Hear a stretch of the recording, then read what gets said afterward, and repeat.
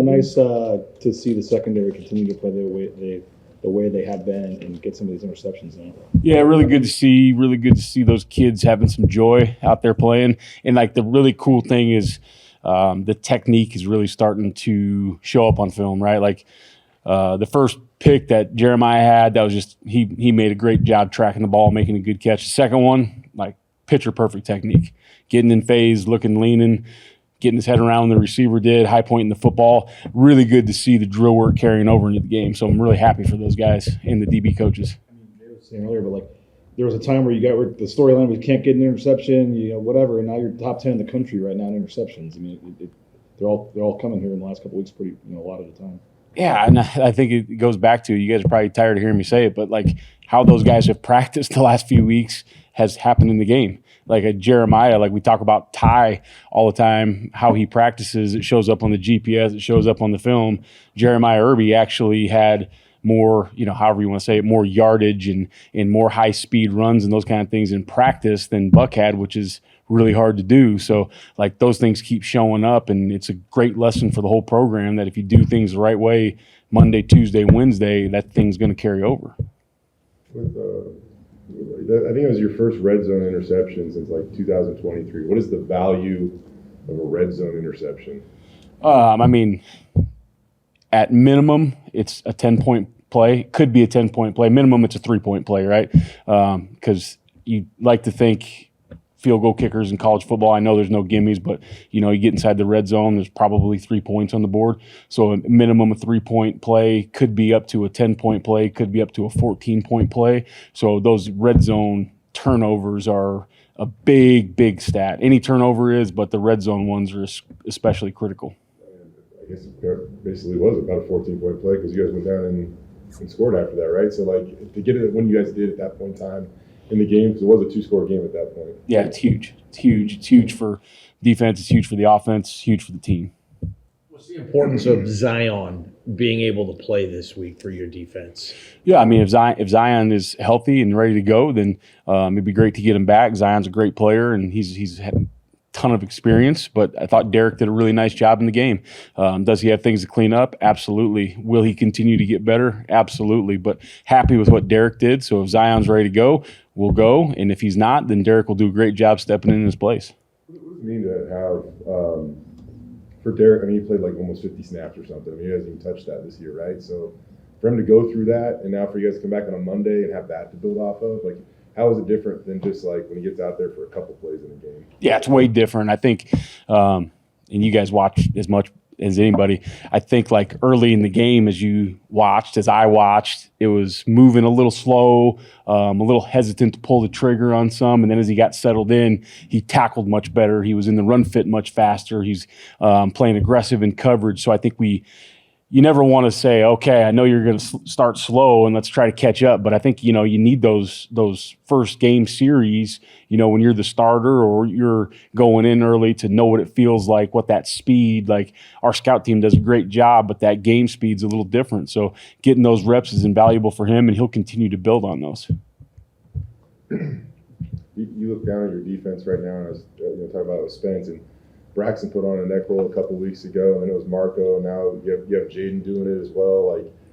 How much focus and emphasis on the fact that this will be their 7th game in a row, and just trying to keep those guys on the field, I guess. Yeah, I mean, you're talking about we got some DBs and neck rolls out there at practice. It's number one, you got to keep our head out of the tackle. Keep our eyes up. We won't miss as many tackles. That'd be a great start, and we won't get hurt. Number 2, that's just the way it is, man. I mean, everybody in college football is hurt. So, we can't make excuses about that. We've got to find a way to practice. We've got to find a way to get those guys treatment, get them better, get them out there. And then we've got to keep developing the depth behind them in case somebody's not able to go in the game. But it'll be great. We'll grind through this week. We're going to practice really hard. Hopefully we can go out and execute in the game, and then those guys can get a week, they won't get an entire week off, but at least a little chance to rest and recover and get ready for the third part of the season. Jaden has obviously a reputation as a pass rusher, right? But if you go back to the New Mexico game, he blows up 2 trick plays.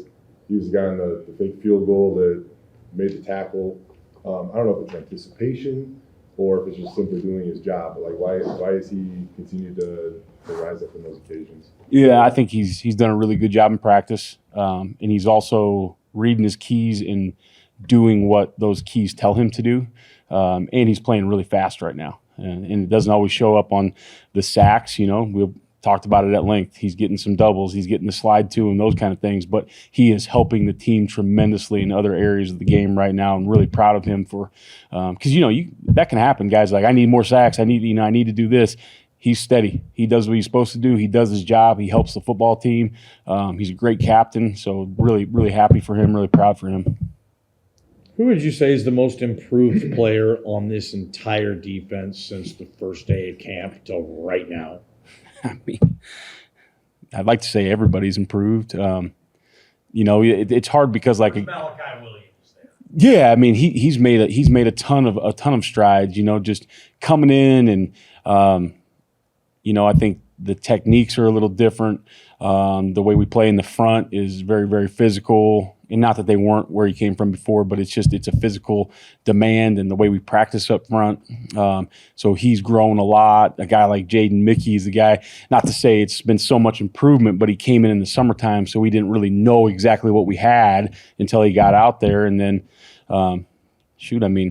Amarion's played his best football in the last 4 weeks, so it's hard to discount him out of those conversations as well. But I think a lot of people have improved greatly since month one of the season. On Marion's first pick, can you take us through that? I mean, do you see something there? Like, how is he able to put himself in such a good position on that play, despite the fact that he started on the opposite side of the field for that? Yeah, I mean, Marion's a very football intelligent guy, and sometimes he sees premium looks, and sometimes he just has great awareness of splits. What do certain splits mean? And not that you know exactly what the play is, but you're probably getting an over route or you're probably getting an under as opposed to some kind of outcut. And then he also did a great job where he thought he was going to pass it to the safety, and the safety got sucked in the run fit. And he just, one thing we talk about a lot is on those under routes, people try to climb over top and they give that ball up for a catch tackle. But if we go slice that thing underneath, we can make a play on the football, and hopefully we can get some help from the backside. And he just did a really good job with that. So down from communication, everything, how hard is it for him to go make that play? Yeah, I mean, Maybe how easy did it go? What was the best way to ask? that's a hard play that he did a really good job of all of the above, making it as easy as he could for himself, I guess. What do you make of Fresno's offense? Yeah, good offense. They got a lot of different looks. I think their offensive line is physical. It's going to be one of the better ones we've seen in a while. So that'll be a good test for our front. Obviously, they had a new quarterback in last week. Will it be him? Will it be Warner? I don't know. They got some talented skill guys. And once again, same as kind of we've always had in this conference, it's going to be 11 personnel, 12 personnel. They get in some 13. They get into some two-back stuff. So it's a lot of personnel groups, a lot of formations to deal with, and then just a kind of almost a different offense when you get within those personnel groupings. So another challenge for our guys to be able to line up, communicate, and let their keys help them. What happened to David Latu back these last few weeks? Yeah, I still think David he's back, but he hasn't been all the way back. So really looking forward to, hopefully this was the week where he really feels good. We can get that David Latu from the South Florida and those type of games back, because he was, in my opinion, he was very dominant early in the season, and then we lost him to the high ankle, and he hasn't been completely there yet. So hopefully this is the week where he comes all the way back and we can get a dominant defensive lineman back. Brax, how good do you feel about those guys? Yeah, I feel good with all those guys. I mean, all those guys have done a really good job, but when David was healthy, it was really, really hard to run the ball on those two inside. Anything else? Cool. Thanks, Coach. All right, thanks, guys. Thanks, Eric.